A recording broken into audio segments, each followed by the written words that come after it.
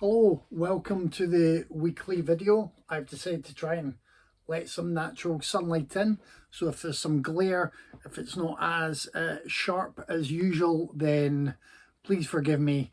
I am just enjoying the nice weather and hoping that can give us the right light at the right angles to make me look slightly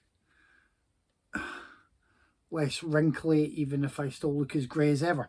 Anyway, I did get some posts this week, so it was time to celebrate that. I can't recall if I'd mentioned last week that I'd received this nice edition of the Death of Superman, kind of special edition.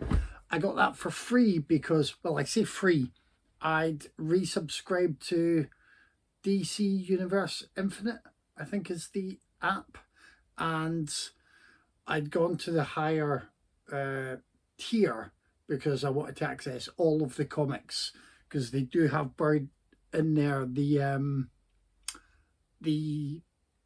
think it's the Predator and Alien comics tucked away. Certainly Batman versus Alien, Batman versus Predator. I wanted to see those. I've been enjoying my comic reading of late with the Marvel app and the DC stuff, so that was a nice bonus. When they said I was going to get a free copy of the Death of Superman, I thought it was going to be a little one shot. I didn't realize it was a nice book put together like that. So in that regard, I kind of recommend the app to comic book fans. From Eureka this week, it is the Hopping Mad set, the Mr. Vampire sequels, and I have Mr. Vampire separate, and you will be shocked and stunned to know I still haven't watched any of them. So I don't know any of these. I know their reputation.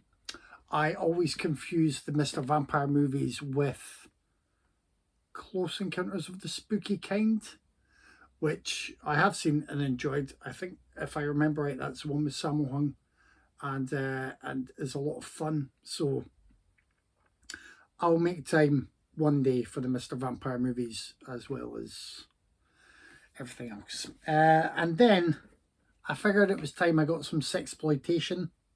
It's been a while. And this Pete Walker sexploitation collection was there.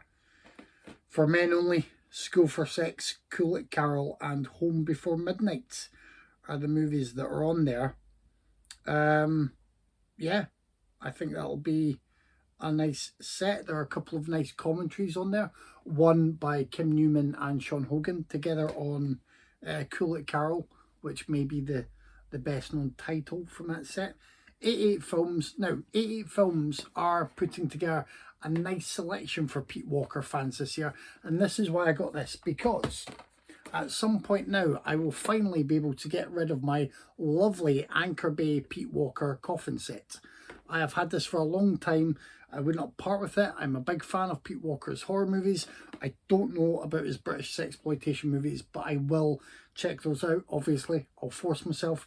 But I really like all of the films in this set. The weakest is probably Die Screaming Marianne, but it's a generally more standard thriller that relies on the gorgeousness of Susan George at the heart of it. But the comeback is fun. And then House of Mortal Sin, House of Whipcord, and Frightmare are excellent. 88 Films are releasing the Flesh and Blood Show, which is a box set that includes these movies, plus the Flesh and Blood Show, plus, I think, Schizoid. That may be it. There will be a wealth of extra features. It's a really nice package. If you like Pete Walker, that is going to be a box set you need to make a priority. I think it's coming out round about August time, maybe September. If you don't know of Pete Walker, you really should. He is a fine and I would say fairly celebrated British horror movie maker, but not as celebrated as he ever should be. He worked a few times with the legendary Sheila Keith in his films, and she puts in some wonderful performances. He did films that were, his best films were also very, very specific commentaries on aspects of British society at the time they were made, and sadly still stand as commentaries on British society nowadays. So this may end up going away at some point as a competition prize. Who knows? We'll see if I can convince anyone else to enter our competition. It's not going away yet. I do want the other box set to arrive first to make sure it is safely in my grasp. But, you know, maybe in time for Halloween, someone could pick up that nice coffin DVD set. Last but not least, I forgot I pre-ordered this, Burning Paradise, directed by Ringo Lam. Apparently, according to the back, it is his only entry into the wuxia genre. So that will be interesting to watch. Again, I've been picking up a lot of these from Eureka, and I've never made time yet to watch, I think, all bar one. I think I watched one of the Yun Bio martial arts films, which was excellent. It's just finding time for everything. At the moment, I've been planning ahead, because obviously Sunshine being out means trying to have some time where I'm not as pale as a vampire all year long. I've been rewatching a lot of Quatermass material, because there's hopefully within the next few months an interesting video chat that I'll be guesting on with Dr. AC on his YouTube channel. I'll put a link in the comments.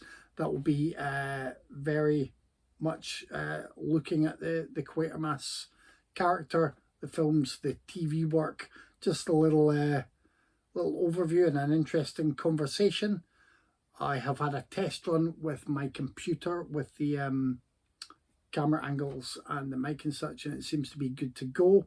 So I really look forward to that. And knowing that, that means that I can then use that setup for anything that might come up. Hint, hint. No, it's just, it does open up another avenue though to chat to people and join them with things. So that's nice. I would also just say that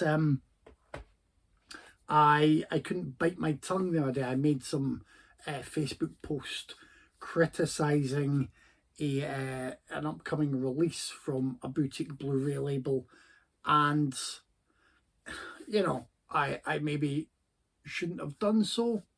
It's sometimes better to say nothing if you can't say anything nice, but I did.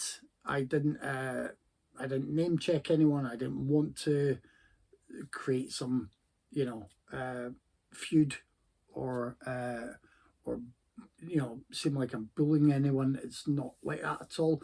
I will just say that when I discuss things here on these weekly videos, I know I don't go in depth on what's on every disc. I know I don't have time to check over every special feature. That will happen 5-10 years from now. I'll do that. What I do is I bought things because I either like the movie enough, or the special features appeal to me, or the mixture of both. So I never stand here and, you know, endorse something I've purchased without, you know, without actually fully personally endorsing it. Whether it ends up being, you know, a success or a disappointment. You know, we covered King Kong, the 70s King Kong, on the podcast, and very mixed bag. I'm still glad I bought the film, and there was still a lot to appreciate there, and it's interesting what came together in making that film. So I don't regret making that purchase. Other people may see people making that purchase and then rush out to buy it thinking it's a great film. It's not. You know, I don't think it is. I don't think many people would think it is. But for film lovers, it's a nice package, and there are elements of it that,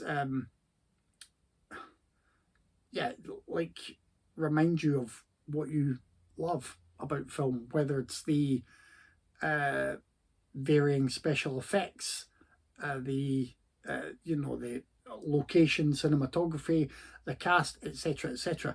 So I will just say that when I mention movies here and I've purchased them, it may seem very superficial. I know there are others who will dive much deeper onto the contents of every disc, the features, the film, the sound quality, etc., etc. I don't do that. I realise I don't do that. I'm trying to give a snapshot of things that film fans may enjoy, and if I'm omitting something, then don't read too much into that. But there are times where some choices have been made to make deliberate omissions. It has happened with some movies where there's been an extra super duper edition available, and I've gone for a standard edition because some of the extra features or writing didn't seem as worthwhile for the price bump. Or it's just mainstream titles I'll pick up here and there, and we'll discuss more on the podcast, so I don't always show those off. I mean, they're available still everywhere generally. So yeah, that sort of explains my rationale between what is shown here and what isn't, and the rest you can catch on the podcast.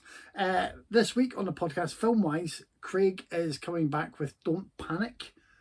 I believe it's a mid-80s slasher movie. I think Dave told us it might be Mexican.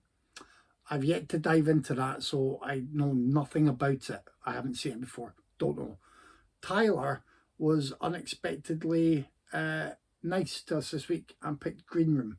I have seen Green Room before. Green Room is awesome. If you want to play along this week, then please do. But if you only want to half play along, please watch or rewatch Green Room, because Green Room is certainly one I know that is worthy of your time. I just don't know about Don't Panic yet. Craig does have a sense of mischief in his voice every time he gives us his choices, so make of that what you will. But Don't Panic, Green Room. Hope you enjoyed the Udo Kier special. I know we don't often pick the best films to showcase the work of people, especially when it came to the late and sadly, much loved Albert Pune, but we did not pick his best films at all. We did a Star Wars special where we upset Tyler by picking some of the worst films. It is a pattern that we have, but I think that sometimes picking the films that aren't as good allows us to also explore the films that aren't usually discussed as often, and we can still use those films as a jumping off point for conversations about a specific actor or director that we are just looking to cover for that week, or just general tangents that we go on. You know how we are by now. We've been doing this a while. Anyway, until next week. Bye.